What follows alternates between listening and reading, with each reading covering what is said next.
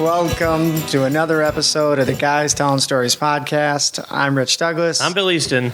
Bill, we are excited today. I am excited. We're ready to go. We're bringing you another episode, and we're very excited about our guests. Yes. If you're new to the show or you're a longtime listener, you can find us online at guystellingstories.com. And we'd really appreciate you checking us out on social media. You can head over to Guys Telling Stories on Facebook and Instagram. Give us a like, follow us, and we're on Twitter too at Guys Tell Stories. Nice job. Thanks, Bill. I've been practicing. Now, let's get right to it, though. Our guest for today is John Gavigan. Bill, he's one heck of a guy. He's got some really good stories. Super interesting. 43 North is the name of his current project. Yeah, he is working as executive director of 43 North, and it is a really, really, really cool company. They're in their third year. It's like Oprah. What do you mean? Just give things away. Here's money. Here you go. Here you go. Here you go. Here you go. Well, basically, Bill's right. They give away $5 million through the planet's largest startup competition every single year. And they just recently kicked off their third year. So John invited us to come to their incubator space, which honestly... It's going to be a huddle house. Yeah, well, it's going to be bigger than a huddle room or house. I got a feeling we're going to see some glass windows, maybe some ping pong tables. There's going to be a lot of, what do you call those things you draw on with the whiteboards? A lot of whiteboards. Lots of whiteboards, yeah. It's a very modern space. And what they offer, in addition to prize money, if you are a company, a startup who submits an application, is they offer that incubation space. Mm-hmm. They offer mentorship. And you get to come and bring your business to the city of Buffalo, New York for 1 year to work alongside the 43 North crew. I'm excited. Yeah, I got to submit my business. Yeah, absolutely. Everybody out there should. So what we're going to do is pack this stuff up, head on over and do an interview. But stick around for a special announcement at the end of this episode because Bill and I got something we want to share with you. We do? We sure do. All right. Okay. All right. Let's head on over. Welcome to a fantastic episode of the Guys Telling Stories podcast. I'm Rich Douglas. I'm Bill Easton. And we are thrilled to have an amazing guest today, John Gavigan. John, thanks for doing the show. I'm super psyched. Guys Telling Stories. I will be here for at least 3 or 4 hours, so it'll be a lot of fun. Well, that's what I was thinking. You know, every time we do these interviews, it turns out to be, wherever you want to take it. So we always say, bring us back to the beginning. Whether it was your first business, I mean, you can tell us about the lemonade stand you had when you were 12. Man, the lemonade stand. I don't know if you actually had the lemonade stand. We bypassed lemonade completely. We used to go down to this drugstore called Peterson's Drugs, and my buddies and I used to go down and strike a deal with the proprietor for like a batch of candy, and then come back and set up a stand and sell all the candy at like a 20% markup, so they didn't have to walk down to the store. And this was when we were probably in kindergarten to like second grade, what a smart idea. But I will tell you, we lost our kids. We didn't really realize that the time it took to get down there actually cost money, right? So we didn't really factor in our time. So we had a terrible pricing model, and we saw a squirrel get hit by a car on one of our times. So what I realized at that point, and the dead squirrel came floating around on the side of the road, and then it scared all the customers away. So what we first realized at like 10 or 11 was that external factors can actually play a role that you don't have control over, can actually play a role in a business's success. But really where I got my start is I grew up in a family business, that my parents had for years. I want to say it dates back to maybe the early 80s. It was called Tom's Food and Sports Services. And that business was really more around... it's kind of like a mini Delaware North. We had concession stands, right, at hockey rinks and golf courses, et cetera. So we owned all the carts and the candy and the stands and, and all the apparel and stuff like that. We'd sell out of these stands, cook hamburgers and hot dogs, sell beer, whatever. That's kind of cool. Very cool. And we started in that business early. And so but the beauty of it was that we had maybe about 30 employees at one point. And I watched how my father interacted with, our supply chain and customers, and and watched him, handle problems and manage the books and what it took in the background at home, making sandwiches and preparing for the next day's business. I watched what it was like to really be an entrepreneur, and I loved it. Yeah. It was cool. In fact, I had a propensity for math, so my father had me doing accounting and all the payroll from the time I was 13 years old, and I'd sit down and do it. And even if I was doing homework or being late, with whatever activities I had in school, I still managed to find time to run a small portion of the business.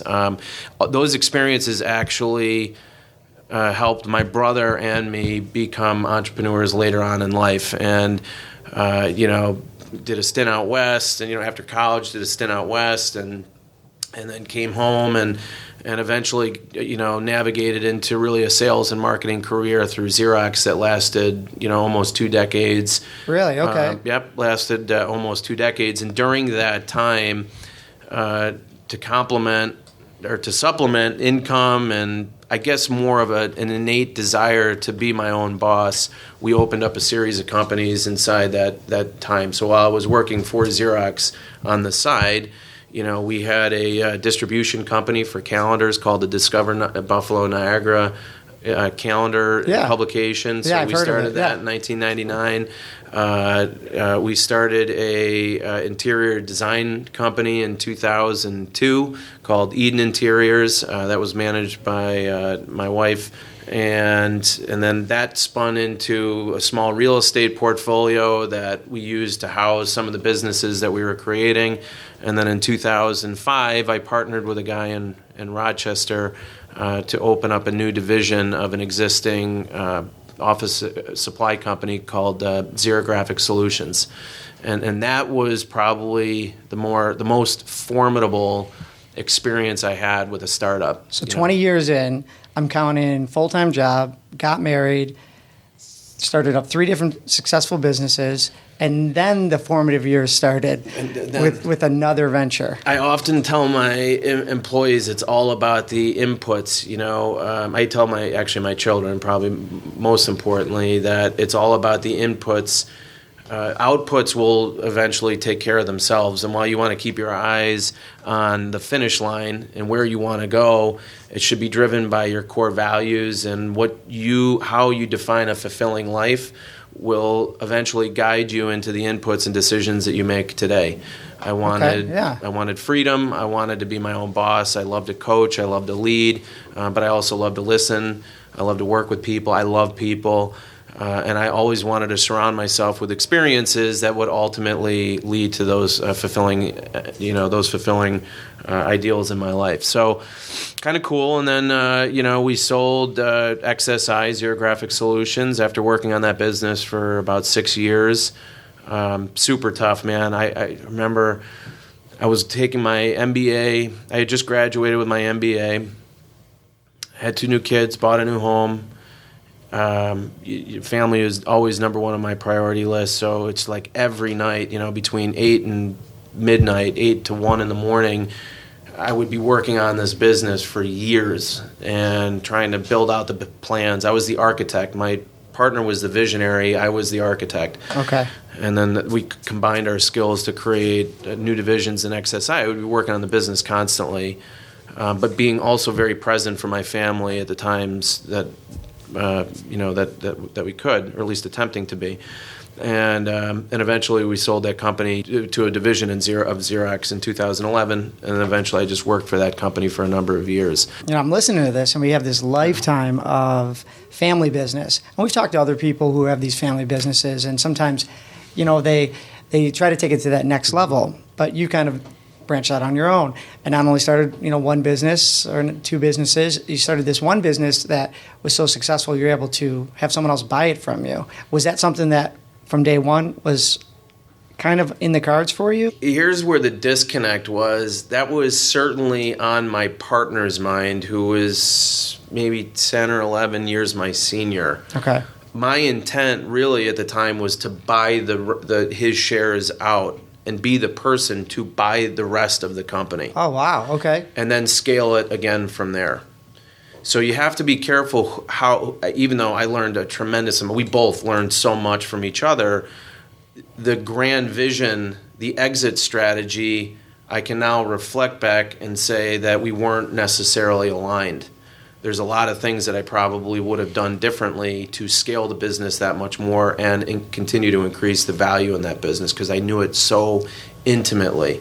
And but we were different. And so he was closer to retirement than I was, right? Yeah. Mm-hmm. He had been doing it for longer than I was, right? I want to get the heck out of this business. I mean, you go through that a lot, right? Sure. But I had a lot of runway left in me, and while we did well and it was great, and I'm happy for the experience of having exited a business, I felt like I left a lot of chips on the table by not being ultimately the one to buy the business. Yeah. But nevertheless, great business or a great learning experience. But it also gave me the appreciation and empathy for entrepreneurs that really have to go through these journeys because it's a ton of work. It's a labor of love in a lot of ways. You sacrifice income opportunities in the short term for long-term vision. You know, you burn a lot of hours, but also the pain. My friend used to say that going to West Point was a great place to come from, but not always the easiest place to go through.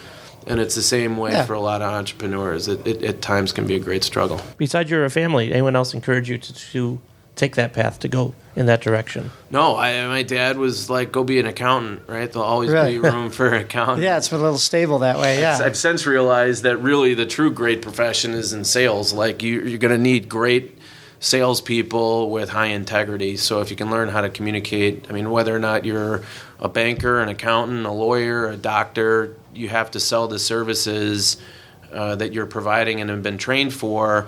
And so you may be the greatest accountant in the world, but if you can't have a client on the other end, then your skills are not optimized. And so I actually realized in a short period of time that I wanted to be somewhat affiliated or close and tied to the sales and revenue generating process of a business and really define that skill primarily. And I encourage people to nurture that, even if it's not like normal for them or easy for them or authentic to them. They have to learn how to communicate.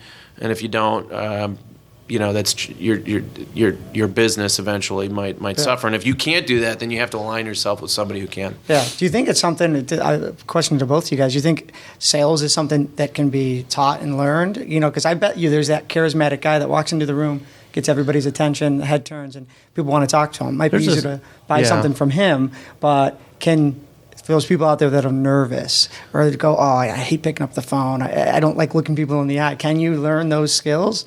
Like you said, even if it doesn't come natural? It's confidence. It's confidence and faith that whatever you're selling is going to work. Okay. And if you're confident that you have a good product, it should be no problem selling it. It's when you waver and you're not sure and you're scared to try things. That's what I see when things aren't successful. It's not always the product. Sometimes it's your confidence. Yeah, I think the confidence sometimes comes with success and experience. John, what do you think? I think it is absolutely a learnable skill, but it also starts with values. I love Bill's point about you need the confidence to do it, but on the same side of the coin, you need the integrity to do it well. So people that are quote-unquote natural-born salesmen mean that, they're the person that everybody wants to talk to in the room, but it doesn't necessarily mean that what they're selling is of value. True. And a lot of people don't necessarily even approach it through when you're selling something that it needs to be meaningful to you and valuable to you. And at the same point, I need to earn a living to do it. I need to support my family. I need to pay my mortgage. I need to create value for myself. It should be a mutually beneficial relationship. And once people pivot from that, that's where you run into problems. And it's tough to find there's a lot of salespeople out there, but there are very few great salespeople out there. So it combines integrity. Bill mentioned confidence.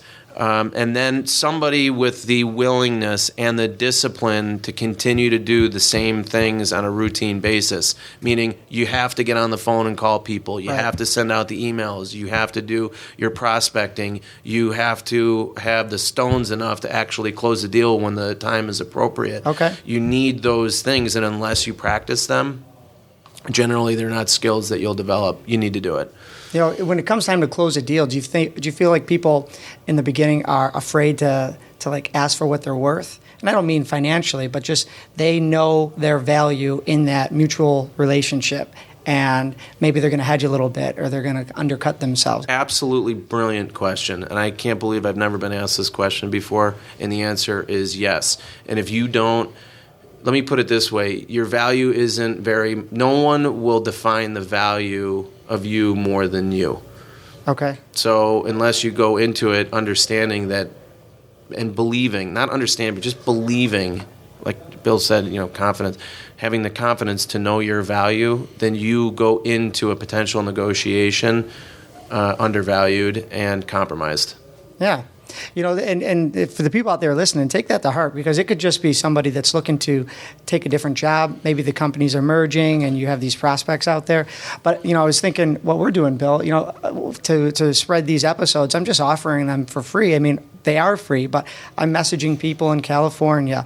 I messaged a university in Australia, hey, we have someone who is related to you. Would you like to share it? And we get a lot of no replies. We get a lot of no's. But thinking ahead to the future, you hear about these other shows that can charge for a premium episode. They do these live events. And when it comes time for us to maybe take on a sponsor or to, sell those tickets, we got a live event. I cannot wait. We got to know our value too, is what I'm saying. Well, I definitely know my value, or I'm far more understanding of my value.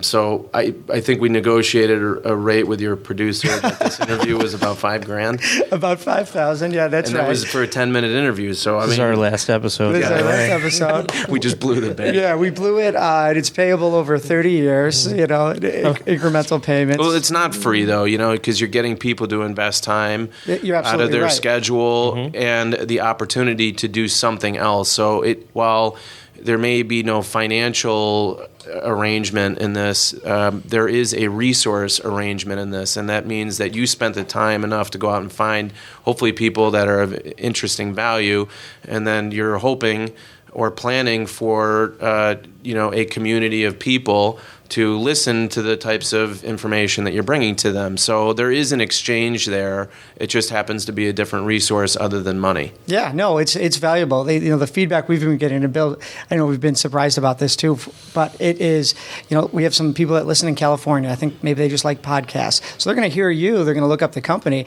and they're going to go, wait a second, what's this 43 North all about if they're new to the game? So, maybe we could get into that a little bit too. Yeah. One of the more interesting things that I think people are going to find is that you are an executive director of a company that actually gives away money and helps other companies. And so, if you want to fast forward a little bit in time, Sure. How'd you get to the point to where you're taking over this company to help them help other companies? So I'll just give you a quick recap on 43 North, or big picture. Yeah. We run the largest startup competition on the planet. Right? Annually, we award $5 million in investments to approximately 10 companies from around the world.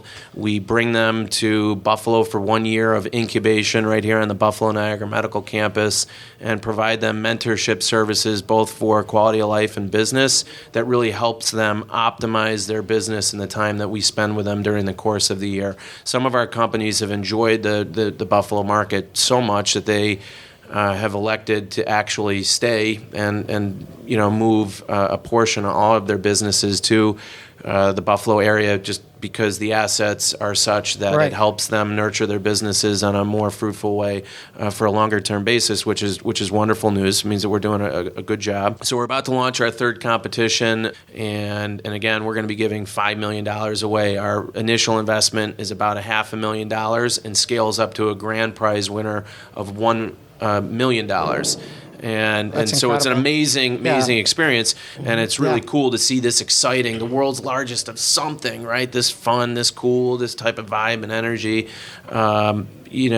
really take place here. And it's amazing to me how many business leaders and how much the community leaders have offered their assistance, be it volunteers, judging, the companies that filter through the process, time at any of our events, investments into some of these companies, you name it, or to serve as a local advisor to these teams to help them accelerate.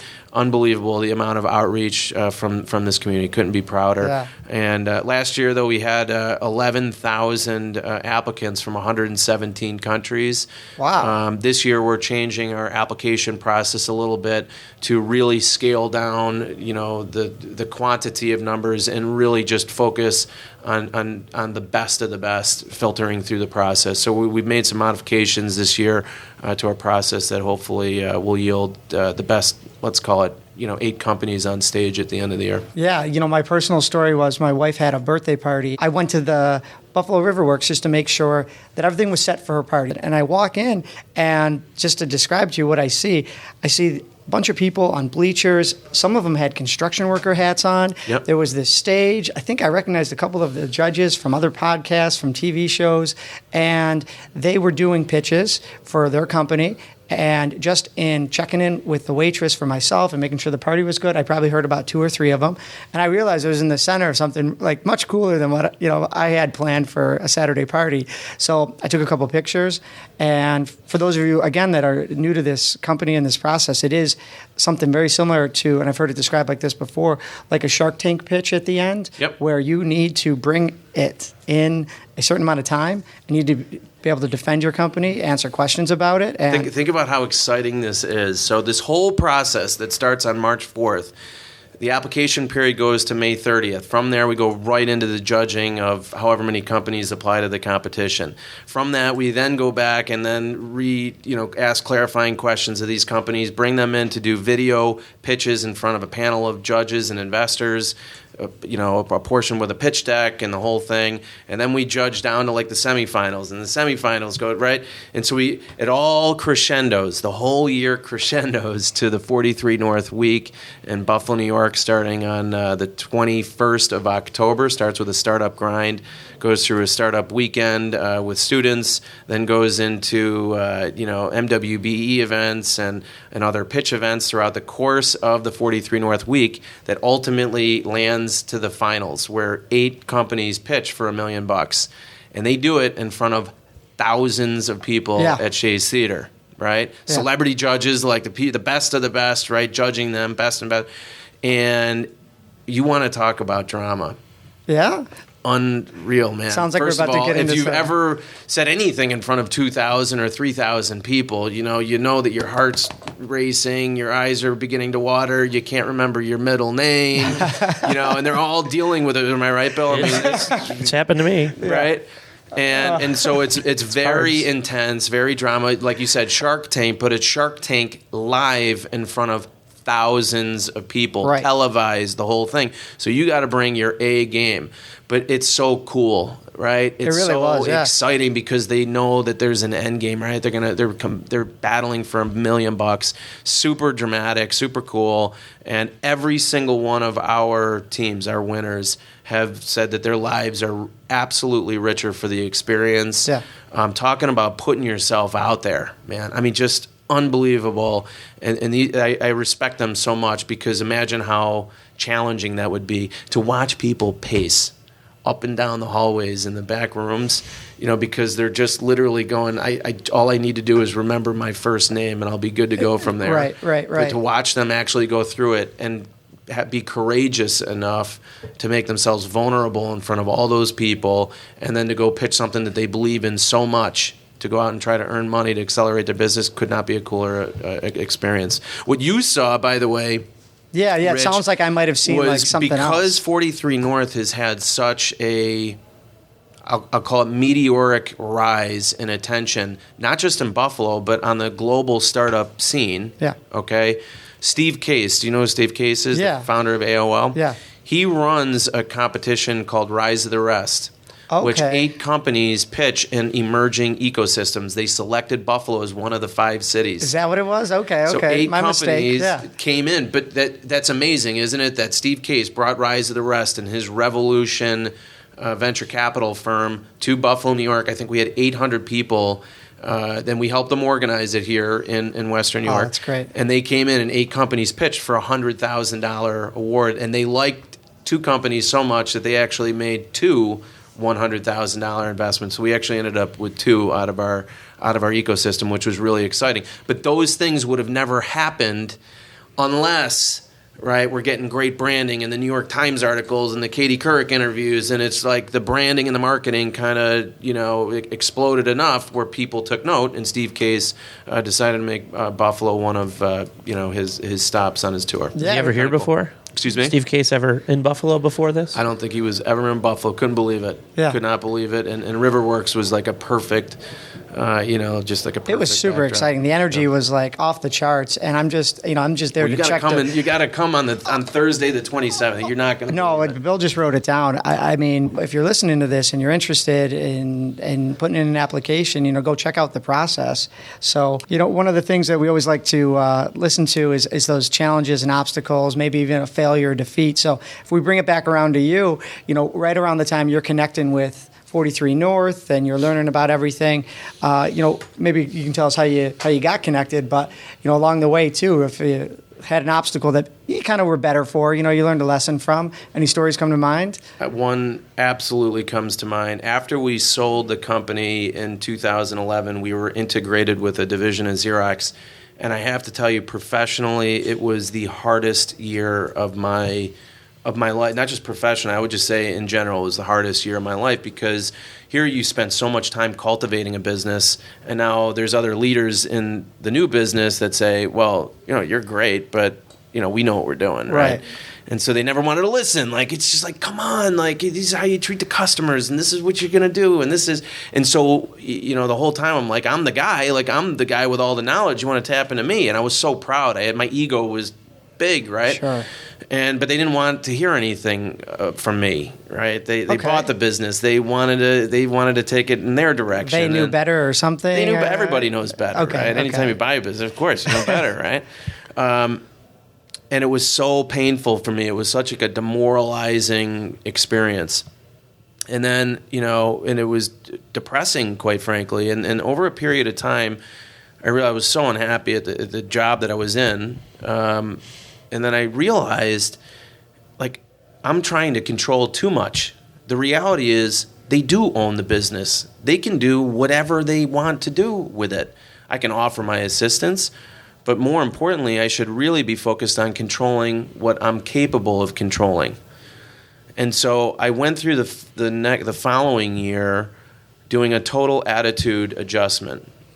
And I checked my ego at the door. Okay. I focused on the team and what I knew I could control and affect. And I went back to inputs. I kept on just driving inputs and working with my team and really affecting and listening to my team and trying to understand their needs and trying to work together within a little family unit that I was responsible for leading.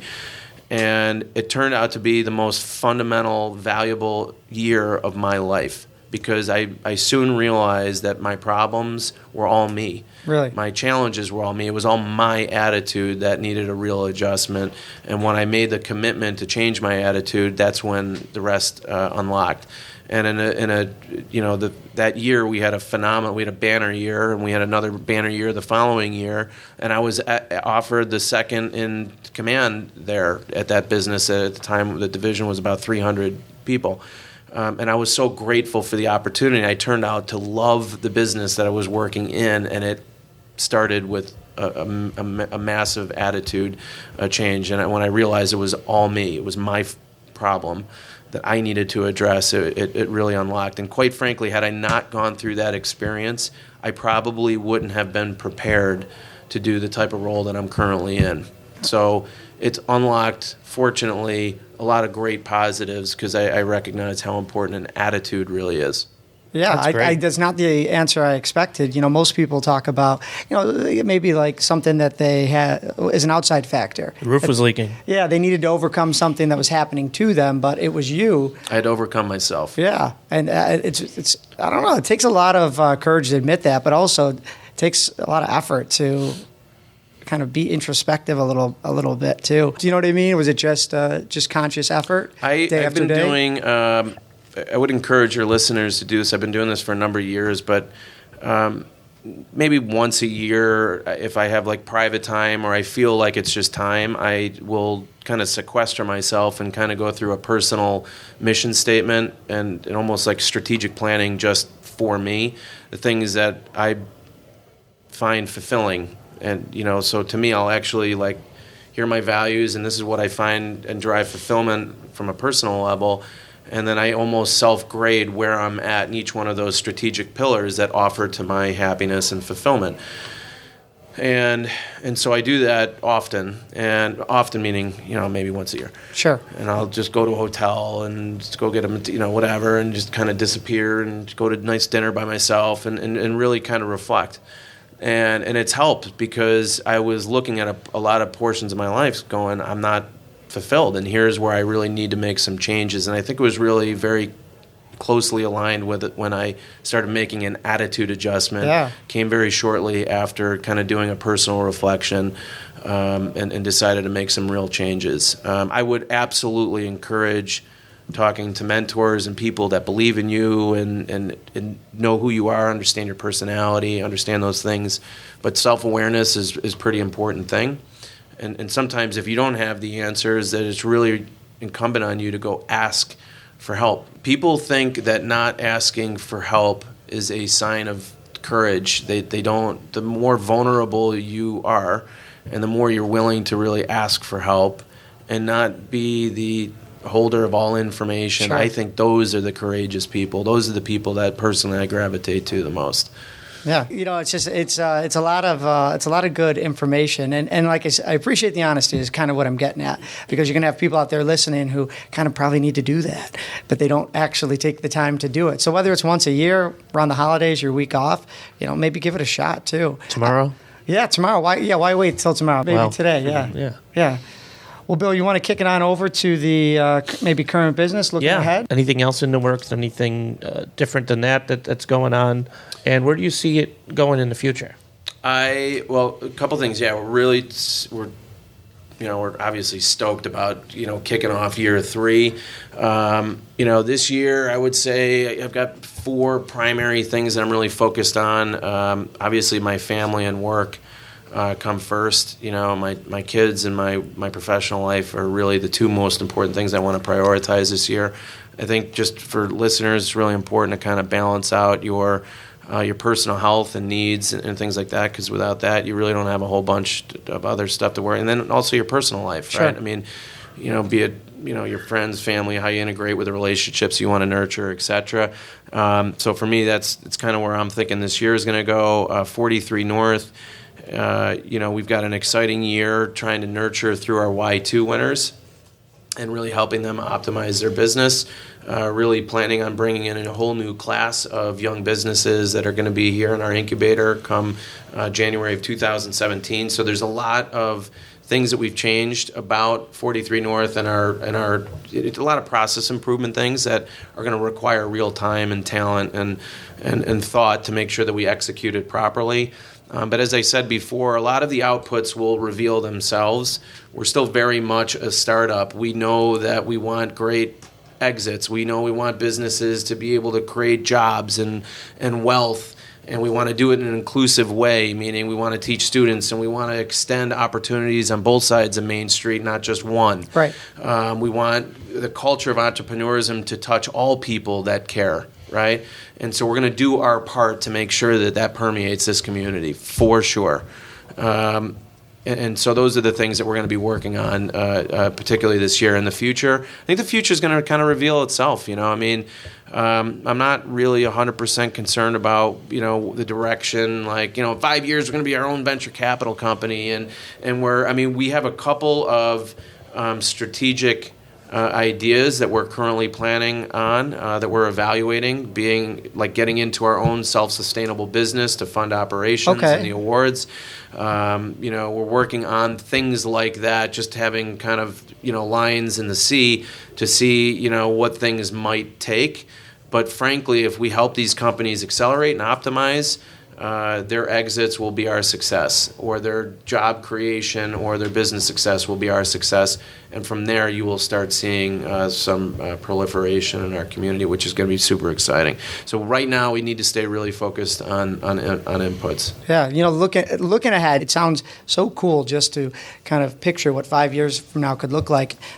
43 North could be, like you said, self-sustaining. You have these successful companies from year 1, year 2, year 3 that all of a sudden are global names and people know about them. And you're a part of that, but you're still perpetuating brand new startups as well and brand new companies and still helping more people. So, even though the vision down the line is still somewhat of a question mark, it's super, super interesting to kind of keep up with you guys and see what you're I could see it anywhere from being like our own startup show.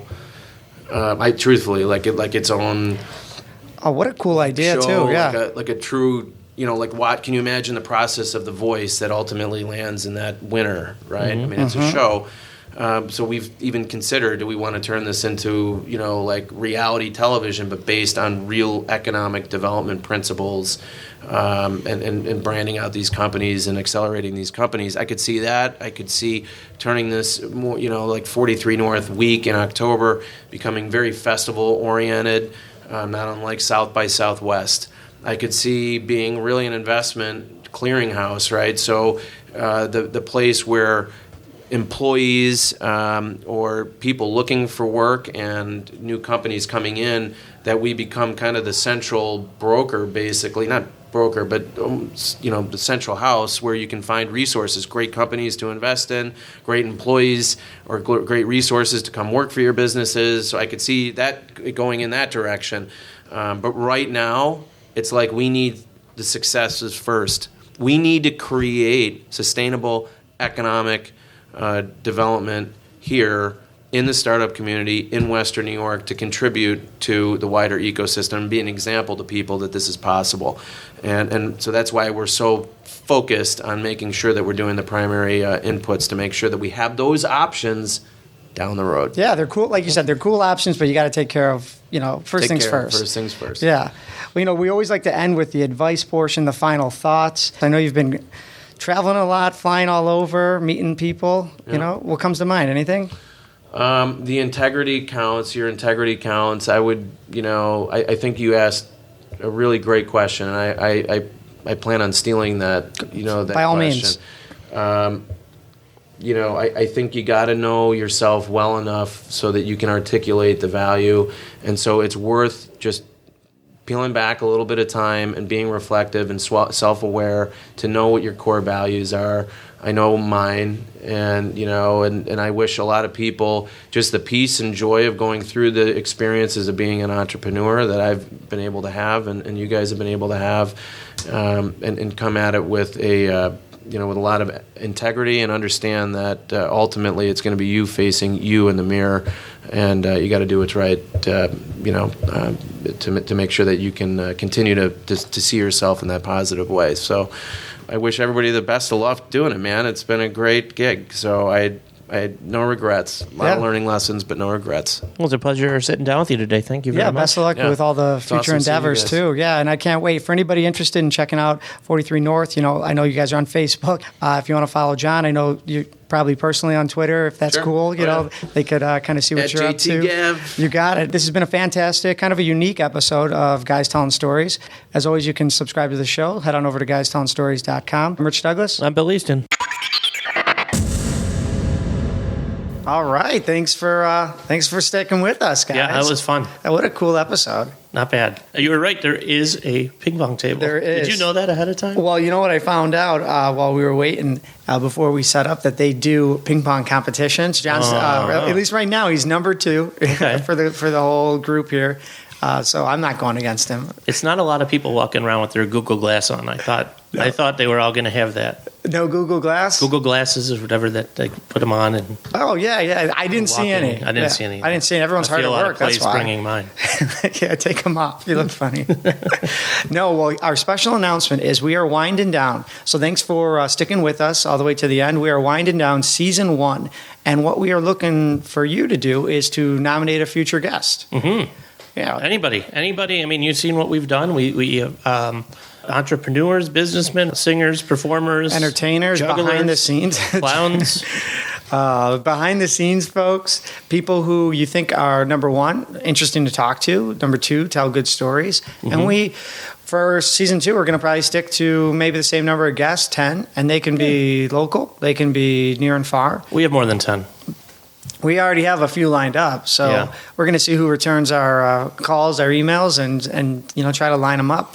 So what we're looking for you to do is head to our website, guystellingstories.com. We set up a little form, click the nominate button, and basically in like 100 words or less, just tell us why you think we should try to get an interview with somebody that you've met in your walk of life. Yeah. Am I allowed to nominate people?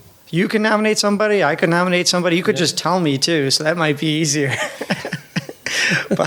Okay, maybe I'll shoot you a text. Yeah, but listeners near and far, head to our website, guystellingstories.com, click the nominate button, and, we've all met that person who goes, hey, he would be a cool person for you guys to talk to. Well, just tell us about them. Include their social media links so we can kind of look them up, and we're going to try to do everything. Go record in person. Bill might take another road trip. I like road trips. I know you do. Road trip. Yep. We might do another road trip, and we're going to try to maybe work out the technology to do some long-distance recording with somebody maybe on the other side of the country, other side of the planet. World. Yeah. I don't speak Chinese. Well, you know what? We'll get a translator for you. Google Translate. Perfect. Yeah. Get sure you can look something up with your glass. My glasses, yeah. Yeah. Well, once again, that was our special announcement. We're winding down season 1, but season 2 is right around the corner. So please, again, head to our website, nominate a future guest, and we'll see what we can do about getting them on the show. We're not done yet with season 1 either, so don't think you're off the hook. There's still a little something left. Yep, we got a little special something planned, so tune in next week or just, click ahead to the next episode. So, please do. And thanks for listening to John Gavigan's episode.